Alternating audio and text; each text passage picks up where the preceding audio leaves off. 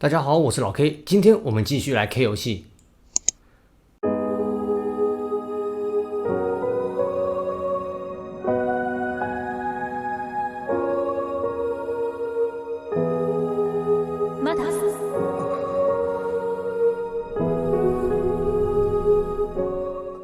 终于在一天几乎超过10小时的情况下，把这款《萨尔达传说：御天之剑 HD》给全程体感通关啦。那今天就来分享一下，到底全程体感的体验情况会是如何？会很难操控吗？体感会不会只是噱头而已，实际上根本不好用？那在剧情表现上又会是如何？又或是关卡解谜设计上好玩吗？会不会太难？又有哪些情况需要特别注意，不然不建议入手？等等等等，就让我来好好跟大家简单聊聊吧。那本频道是专门玩剧情向游戏，又尤其日系 JRPG 为主，基本每天都会开直播跟大家一起玩，也会持续分享游戏破关心得与最新资讯。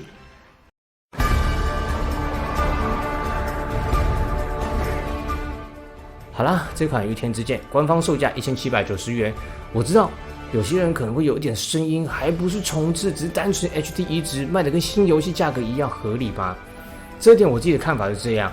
如果他卖最新游戏价格，代表他对这款游戏放到至今的游戏环境中，也依然觉得完全不会输给现代游戏的把握。如果就这点下去探讨，我觉得是完全没有问题。这款撇除画面，因为不是重置的关系，基本上其他各方面简直是有点不可思议。当然，也就是我们非常熟悉的萨尔达系列。小时候我只玩过3款，也没有太多印象，有的只有玩很久很久很投入的印象。但这一款我完全可以用现在的角度去看，依然是非常精彩。当然，它也不是没有缺点，有些东西是真的需要好好评估后再决定要不要入手。不过这部分我会放到最后再讲。现在谈谈我觉得很优秀的地方。首先，最直接的体感操作到底使用起来如何？我直接先讲结论。我觉得如果不是体感，这款在我心目中的分数跟印象不会这么高，你们就可以直接理解成体感之于这个游戏是完全大加分。完完全全不是噱头，我从头到尾都用体感模式解谜跟打 BOSS， 真的太爽了！相信我，如果你们还有要玩，或是现在正在玩的话，可以试着切换看看体感模式。刚开始会有点不适应，但一旦适应后，你会发现新世界，这游戏的好玩程度瞬间飙升，真心不骗啊！它的体感感应是真的很猛、很灵敏、很顺，甚至可以说灵敏过头变缺点吗？不只是单纯挥剑的方向，包含飞行或潜水时的移动方向、荡绳、瞄准、投掷、打保龄球、打棒球，这些一小部分都是有用体感整个感受度大加分的互动。而且对于关卡与 BOSS 战的应用上都是非常有趣。当然，为了避免中大雷，我们就举一个简单的小怪例子，他会用刀挡去你攻击，但这时候其实他就是在暗示你必须从对应的方向挥动 Joy-Con 砍过来，才能正确造成伤害。诸如此类的要素非常多，让整个游戏过程中是非常需要动用到体感。真的再说一次，御天之剑的体感模式完全不是噱头，是货真价实的真材实料，请大家放心，也欢迎认真去尝试看看。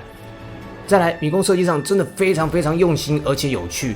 除了最后段一小部分外，基本上都带着极大的新鲜感受在体验每次的关卡，完全不会觉得重复感很重。但这样说不代表它的流程很简单或者迷宫很少，反而是非常多到非常夸张。如果只是剧情党玩家可能会有点受不了，因为为了推进一点点剧情，要解超多的谜题跟迷宫。但说实话，这才是萨尔达传说的本体啊！萨尔达就是个超级解谜冒险游戏。但在这样超庞大的解谜迷宫的过程中，竟然可以如此每次都搬出近乎完全不一样的体验，真的非常厉害。不然按照正常的游戏流程在跑，就会变得烦躁感很重，完全只会想赶快推图推进剧情。但这款御天之剑，我可以保证迷宫是一个比一个精彩有趣，而且很多是你绝对想不到的，原来还有这样的迷宫，原来道具还可以这样用。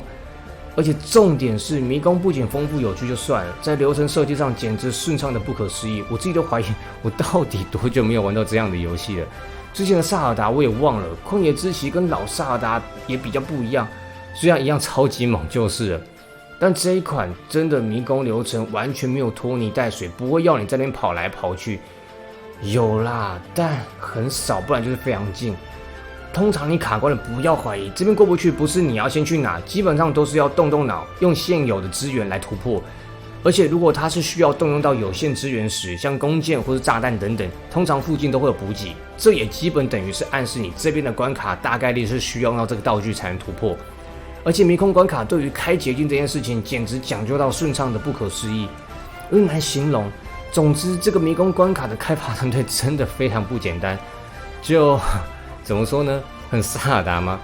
反正就是需要你跑回头路的时候，你就会突然发现，原来刚刚我做的这个动作竟然开了这么大的捷径，绕了一圈的迷宫原来是接回入口，往后需要再进来这个迷宫时就会变得非常方便。到后面竟然也对这样的超水准设计也感到见怪不怪了。那原则上这款游戏对我来说啦，体感跟解谜部分是最吸引我的地方。很奇怪吧？一个超级剧情向的我，竟然完全被与剧情无关的东西给吸引住。但我这样说不代表这款的剧情就很普通。其实这款剧情也真的很优秀，虽然单就剧情部分不是特别长，但非常紧凑扼要，而且也有很多蛮感人的地方，包含结局跟最后片尾彩蛋，真的是非常感人。虽然绝大多数都是猜想得到的发展，但演出上还是让我看得很过瘾。更尤其是萨尔达迷这一款是整个萨尔达系列的故事线最开端，包含了大师之剑是如何炼成、三角之力的起源，以及后续一切林克、萨尔达与魔族的恩怨，都在这一代有了很好的说明。是蛮真心建议之前没有玩过的萨尔达迷玩家尝试看看。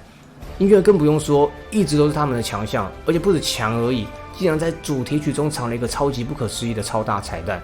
如果放了不会被版权的话，我会放在这片的结尾，保证大家看到后会吓掉嘴巴。总之，这款《御天之剑》的整体是非常好的，地图与迷宫的变化与剧情的衔接都很流畅，完全不太会有为了游戏性而服务的剧情感受。所以说真的稍微能够理解为何他们敢卖全新游戏的价格，因为真的不怕你直接用现代的角度去检视，完全经得起考验。但还是要说有些地方也不能说是缺点，只能说如果你真的有打算要买来尝试看看的话，需要好好考虑的部分。首先第一点就是这款游戏蛮容易 3D 晕的，又尤其用体感的情况下，我不敢确定到底是什么原因造成的，可能是体感在控制方向的时候太过灵敏吗？导致角度在不是特别适应体感的情况下，很容易大幅度的使画面左右摇晃之类。总之，我自己自认算是已经很久没有 3D 晕的情况出现了，也包含跟我一起玩的观众也有这样的反应。其他游戏真的就很少有观众会跟我反映晕的情况，所以如果你是非常怕 3D 晕的话，要多考虑了。当然，我玩到靠近中段左右就慢慢适应，后面也就没有再有这个情况出现。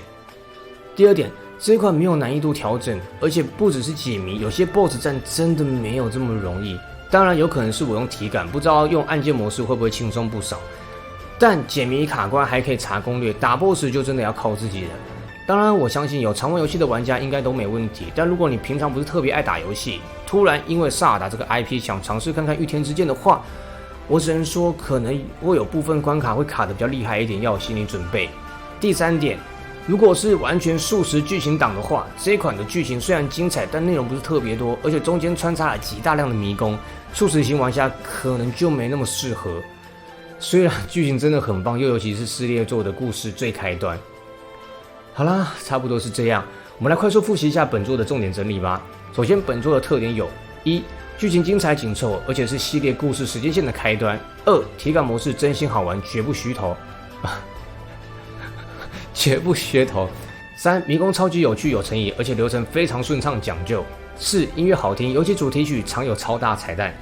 需要考量的部分：一、蛮容易 3D 晕，需要习惯一阵子；二、没有难易度调整；三、并非速食游戏，剧情中穿插了大量迷宫；四、除了萨尔达，其余角色的画风需要习惯一下。好啦，那今天的萨尔达传说御天之剑全程体感通关心得分享就先到这边啦。接下来就是要赶快把我的创之轨迹给专心打完，还有拖更已久的闪之轨迹4部曲心得啊，真的是抱歉了大家。原则上我印象中8月没有什么新游戏要玩，就来好好享受创轨跟生出闪示新的影片吧。有多余时间允许的话，就先来开打当时承诺大家的受赞颂者传送之路吧。想追直播的记得要订阅开启通知哦，不然 YT 好像都不会帮忙通知，或是开了很久才通知。好啦，那影片就先到这边，我是老 K， 我们下次见。